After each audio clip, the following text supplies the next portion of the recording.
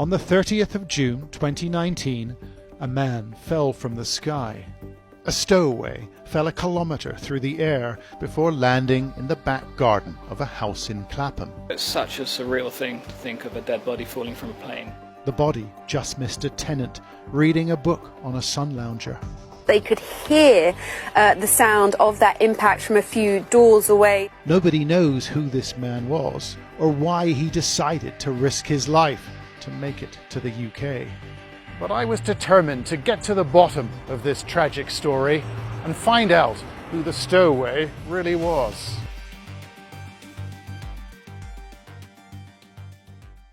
Police are investigating the death of a suspected stowaway who fell from a plane's landing gear as it approached Heathrow Airport. About the man, no, we know neither his name nor where he came from. We've gone from London to East Africa to identify the man who fell from the sky. We went to Offerton Road to find out what happened on that fateful day. The tenant, who was nearly hit by the stowaway, didn't want to speak, but the neighbours shared their reflections. First, it was just strange, it's such a surreal thing to think of a dead body falling from a plane. People were quite concerned about the fact that this poor man had actually done something quite as dangerous as this. Here we are living our very affluent lifestyles in a very wealthy country, and people are obviously drawn towards a country like this. They see the opportunities maybe that we don't see. Either he's been deceived or he's very desperate, because it's such a risky thing to do. So that person must have been in an incredibly desperate state.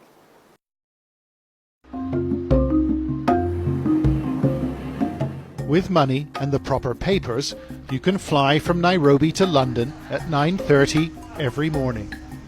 But the stowaway had neither of these. Instead, he'd hidden in the wheel bay of a London-bound jet. At the time, airport officials told us the identity of the stowaway was a mystery, adding, "No one from the airport's gone missing." So we decided to investigate ourselves. The flight left Nairobi on the 30th of June and flew to 37,000 feet. At that altitude, temperatures dropped to -60 or more. On its London approach, the jet dropped to 3,500 feet, and the wheels were lowered for landing. Jumbo. We began to look for a name at Nairobi's Jomo Kenyatta International, on the assumption the stowaway had probably worked here. Where exactly you want to go? We tried exporters and agents who send fruit and flowers to the UK. We're not getting anywhere here. It took a couple of days, but we finally got a break. We got a tip from a taxi driver called Kamau. He told us a cleaner from a company called Colnet had gone missing at the end of June. He picked the information up from a couple of airport employees. Companies like Colnet supply hundreds of cleaners at the airport. They also provide a bus service in the morning, but the perks end there for airport workers. Cleaners working for Colnet earn around £2 a day, and there's no job security. It seems some employees need additional support. One worker preached from the Bible at the front of the Colnet bus. We started speaking to people that work for Colnet and found a woman called Irene. She asked us to protect her identity. She told us that her colleague named Paul Manyasi went missing at the end of June. We were at work in the morning, so he suddenly disappeared. Nobody knows where he went. I called his phone, it was off. The following day, the supervisor called us and told us there's somebody missing, but we are not sure of the person. So we keep it a secret until we know the person. It turns out that Irene and Paul were in a relationship. They'd been together for 2 years and were planning on starting a family. I just feel like I've lost someone I loved so much. She showed us some pictures of Paul and told us a bit more about him. He was 29 years old and lived in a slum close to the airport. It's better known as Mukuru kwa Jenga. It's the only place most airport workers can afford. Paul Manyasi lived here because it's close to the airport and it's relatively cheap. It's also huge, more than 500,000 people living in a couple of square miles, and it won't be easy to find his room. He lived with a fellow cleaner called Patrick, and we spent several days trying to find him in this overcrowded, mud-strewn spot. We found Patrick's room in a rectangular shack, but no one answered the door. His neighbour said he'd moved out a few weeks ago.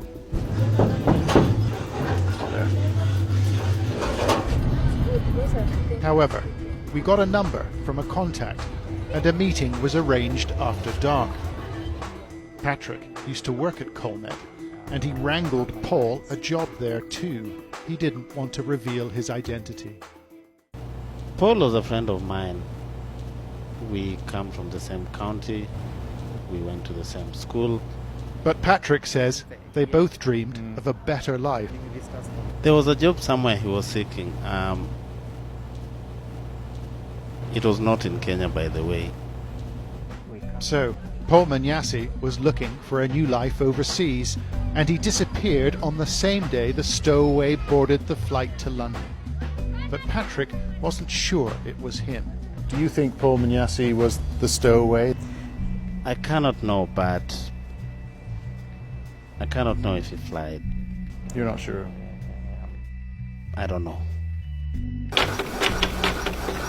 Patrick wasn't certain, and neither were we. So we asked the Metropolitan Police if there was anything they could share. They responded with this. It's an e-fit picture of the victim and some images of his things. Basically, this is a computerized mock-up, a guess of what the police think the stowaway looked like before he fell out of the plane. They've also provided some pictures of the clothing he was wearing and some images of the personal effects he left in the landing bay of the aircraft. And I think this is a big deal. We need to take these images back to Kenya and see what people think. We went back to meet Paul Manyasi's girlfriend, Irene, who'd left Nairobi for the family plot in rural Kenya. We found her on the outskirts of the nearest town. There she is. There's Irene. She agreed to look at the police photographs, an opportunity, she said, to be sure. I began by showing her the e-fit picture. Does that look like Paul to you? They look alike, but he wasn't dark. He was not dark, but the face resembles. What about this bag? Yeah, he bag ni yake. And it was written somewhere. It must be written somewhere here. MCA or something. MCA was written on the bag. Okay, because I've got something else to show you. You can take that.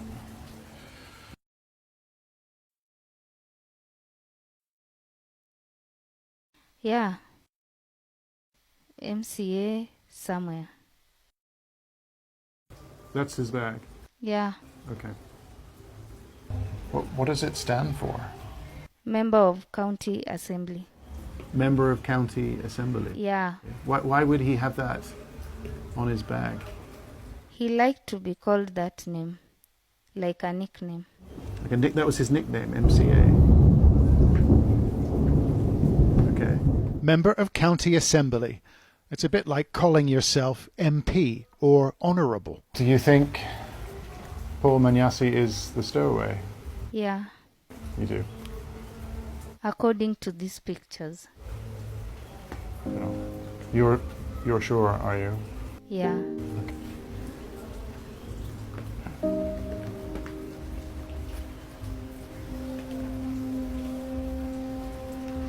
Oh, sorry, Irene.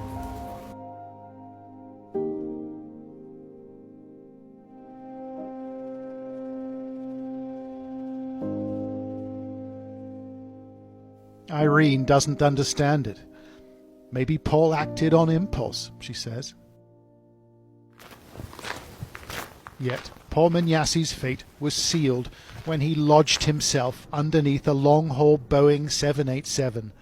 We spoke to aviation expert Guy Leach in the wheel bay of a Boeing 747. You can imagine a stowaway could get up through the gear legs, get in through that crack that would be about this high there, and climb along the spar, the lower spar, and stand in that corner there. And he'd probably think to himself, made it, I'm safe, okay, I've done it, okay. And then, of course, the aircraft takes off, and the noise from the engines, it must be absolutely terrifying. Terrifying, but not unprecedented. A small number have hidden themselves on aircraft destined for Britain, but over the past 15 years, only 2 are thought to have survived. It's something of a miracle, says Leach. 33,000 feet would be an initial cruising altitude. Life is not sustainable without oxygen at that level. And in fact, at that level, your body is actually pumping its oxygen back out into the air. So even if you manage to somehow breathe, you've got to survive the cold. And this is a cold, far colder than any cold storage. This is 10 hours of being absolutely deep frozen.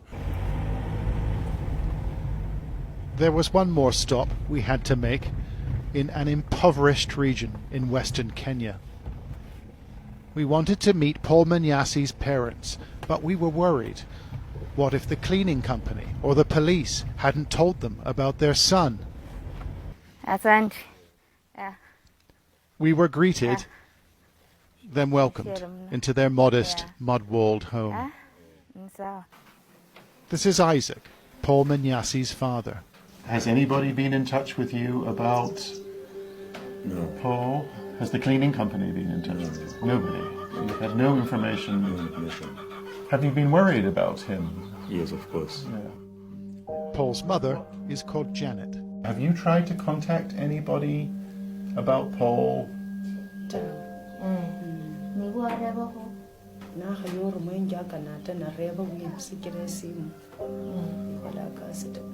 A picture, it is an approximation. We showed them the photos from the Met Police, and we asked if they recognized any of the stowaway's things. That one, he used to have it. He used to have this one. He used to have that? Yes, Yes. this one. He used Okay. to have this one. You recognize that, do you? This one, yes, this one. Okay. The shoes. The bag, the shoes, a pair of underwear.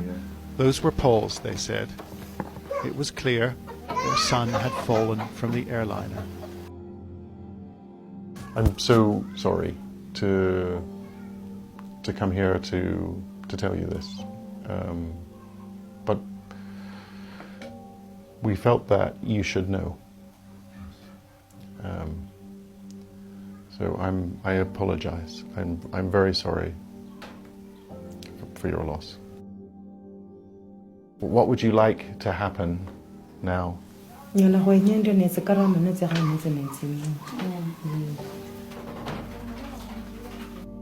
Isaac and Janet are desperately poor. They cannot afford to say goodbye, but they deserve to know what happened to their eldest son.